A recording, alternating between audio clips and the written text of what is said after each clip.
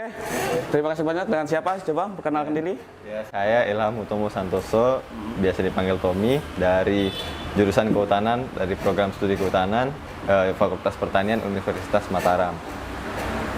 Tommy. Iya. Tommy asli mana? Asli dari Mataram, dari Oh, Lombok. asli Mataram. Iya. Berarti orang sini ya. Iya. Berarti. Resortnya di mana sekarang? Sekarang di Resort Monggal.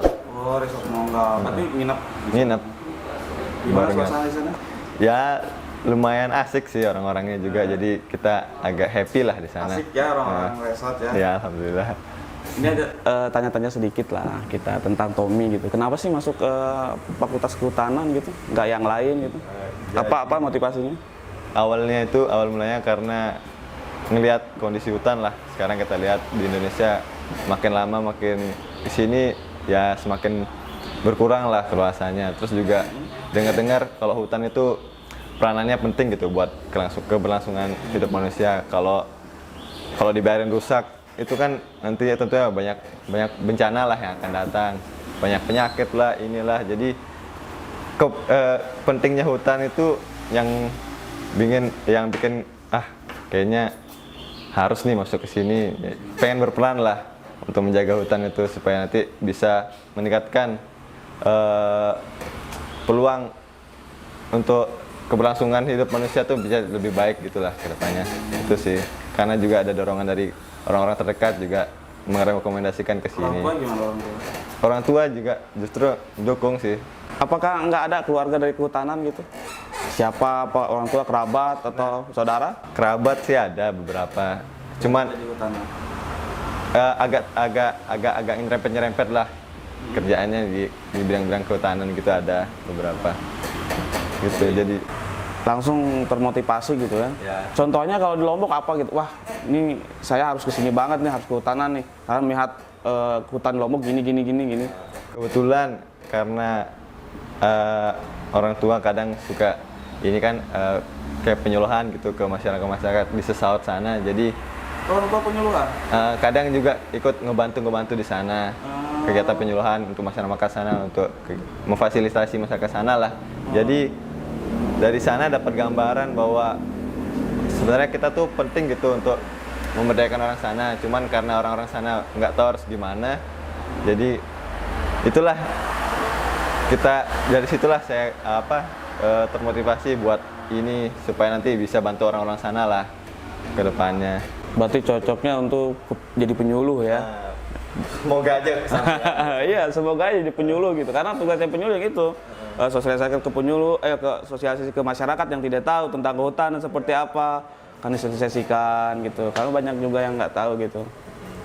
Nah, terus ada kenapa PKL di Rinjani Barat? PKL di sini karena yang pertama kan di sini yang paling dekat gitu kan. Terus dengar-dengar juga KPH yang di Rinjani Barat nih KPH yang paling maju lah di salah satu di antara KPH yang lain ya. Jadi minatnya di sini dan pengen tahu juga gimana sih KPH Rinjani Barat nih dalam mengelola hutan-hutan di Rinjani Barat ini kayak gimana. Dilihat juga dari yang dikelola juga bagus-bagus gitu, dari segi wisata lah, dari segi pengelolaan hasilnya dari situnya dia udah bagus-bagus, jadi tertarik lah masuk ke sini. Itu Dari mana tahu KPH Rinjani Barat sebelumnya? kebetulan dari Sebelum PKL gitu ya? ya dari matkul juga udah pernah dengar, dari cerita-cerita orang tua juga. Oh, bu KPH Rinjani gini. Jadi ada bayangan. Gitu ya. Ya ada bayangan lah. Jadi Apa dulu diketahuinya KPH tentang Rinjani Barat? Ya. Sedikit. waktu itu sih cuman ini sih, karena kan dulu masih banyak permasalahan yang di sesaut situ, terus dikasih tahu lah. Jadi sebenarnya yang hutan-hutan ini ada yang ngelola gitu. Nah, yang ngelola ini katanya KPH, Kesatuan Pengelola Hutan. Disitulah orang tua tuh cerita, jadi gini. Nah, dari informasi itu makanya lah tertarik tadi, makanya daftar di sini. Terus KPH ini kan juga berperan besar gitu untuk bantu masyarakat di sana, untuk yang awalnya nggak punya mata pencarian. Jadi dengan adanya perhutanan sosial ditawarkanlah ke masyarakat, jadi masyarakat punya ini kan kerjaan buat Fasilitas. bisa punya pendapatan lah, pemasukan, dan juga masyarakat juga bisa berperan gitu untuk menjaga hutan dari hasil perhutanan sosial tadi gitu. Dari situ sih. Kalau dari segi pengamanannya atau pengelolaan pabriknya, ada tahu juga? Baru tahu kalau yang pabriknya baru tahu ya kemarin waktu dikasih ini apa pengarahan dari Bapak Pak Helmi kemarin, jadi tahu gitu di sini ada pabrik ternyata. Sama kegiatan-kegiatan pengamanannya juga itu baru tahu. Terus selama sekarang kan di resortnya resort Monggal ya, apa aja yang sudah diikuti?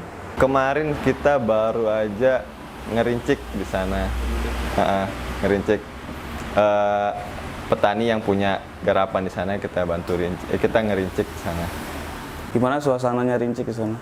Ya karena kan kita kalau ngerincik kan Dari segi medan hutannya di sana gimana? di sana. Kayaknya lebih asik di sana di Monggal. Ya kebetulan kemarin kita ketemu medan yang terjal banget dah itu pokoknya.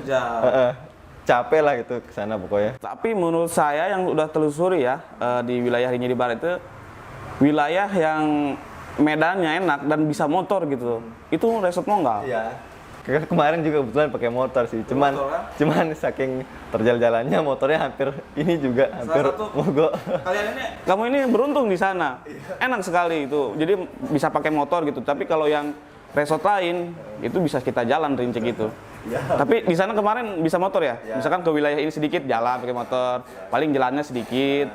Tapi kalau wilayah lain itu simpen motor, sisanya naik jalan tuh. Wah itu ngeri sih. Capek banget itu. Tapi ya namanya rimbawan kan. Ya. Harus kuat. Tapi dapat ilmu apa di sana pas rincik? Kemarin nambah yang pastinya kan nambah ilmu, nambah apa lebih tahu nama-nama pohon lagi di sana. Terus apa aja yang berpotensi di daerah sana apa aja. Terus itulah cara pakai GPS, cara mematain itu dapatlah di sana pengalaman tahunnya. Dapat cara mengukurnya sistem rincik itu seperti apa? Kayak gimana mematain itu gimana sih gitu. Tahu dari sana alhamdulillah dapat ilmunya. Kemarin bantu telisitnya. Ngisi datanya, nanyain si ini juga penggarapnya. Terus berarti ditinggal di Monggal ya? Ya, sekarang tetapnya di sana. Di resort Monggal enak sih. Ya. Nah, untuk Tommy sendiri, untuk harapan KPH Rinjani Barat ke depannya seperti apa? Saat ini karena KPH ini dari segi pengelolaannya udah baik, ya harapannya bisa ditingkatkan lagi lah, ke lebih baik lagi. Mungkin dari segi fasilitas untuk kebetulan pabrik gitu kan banyak potensi-potensi dari HABK yang masih belum bisa dikelola langsung, mungkin bisa difasilitasi dari KPH supaya nanti masyarakat itu bisa langsung mengelola sendiri hasil-hasilnya langsung. Karena kan sekarang seperti contohnya tadi kemarin tuh ada porang gitu kan, kita lihat hasilnya baik juga kan dari sana, cuman mereka belum bisa ngolah sendiri, jadi bisa difasilitasi dari KPH supaya nanti bisa menghasilkan lebih baik lagi lah itu ke depannya ya dari segi itu. Terus pengamanannya juga bisa ditingkatkan lagi supaya udah nggak ada lagi kita dengar kegiatan pembukaan lahan lah, penjarahan, illegal logging itu supaya nggak ada lagi. Itu aja sih harapannya. Untuk Tommy sendiri kalau ke depan lulus kuliah mau kerja di mana? Pengen kalau bisa sih di sini. di Rinjani Barat. Iya, kalau bisa. Mau jadi apa kalau ke depan? Ya, penyuluh, polhut. Semoga yang bisa dekat-dekat sama masyarakat lah, semoga. Semoga aja kesampaian supaya karena ilmunya udah ada juga kan dari atas, semoga keturunan juga kan. Mungkin bapaknya mungkin kayak pendamping gitu ya, kayak NGO. Di mana NGO-nya? Kemarin di Mitra Samya. Sekarang udah Mitra Samya. Sekarang udah ini sih udah selesai di sana. Sekarang udah keluar lagi. Kebetulan kita juga Rinjani Barat banyak partner kerja gitu untuk sama NGO. Ada sama WWF, Koslata juga kan, Manta, termasuk Mitra Samya juga. Oke, thank you. Semoga kedepannya apa yang diharapkan untuk Tommy kedepannya bisa tercapai kalau sampai lulus kuliah ya. Mengabdi untuk negara, berdekat dengan masyarakat sekitar kawasan hutan. Oke, thank you Tommy. Terima kasih.